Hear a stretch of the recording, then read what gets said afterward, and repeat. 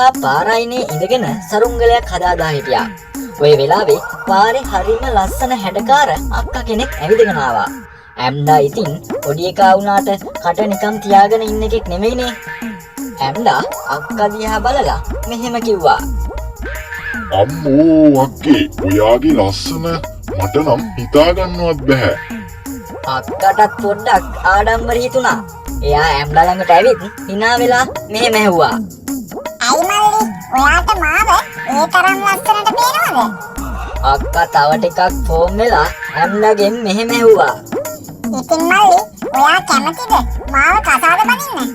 එතකොට ඇම්ඩා ඔළුව කහ කහ මෙහෙම කිව්වා.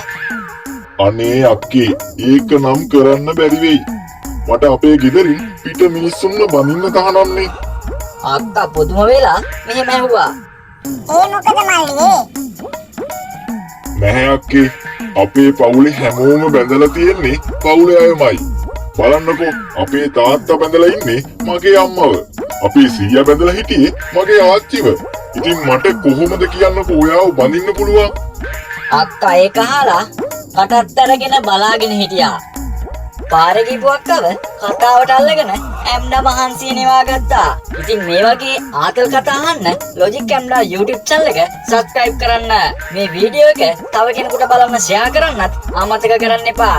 එහෙනම් අදට ගිහින් එන්නම්. තවත් දවසක තවත් කතාවකින් හමු යමු.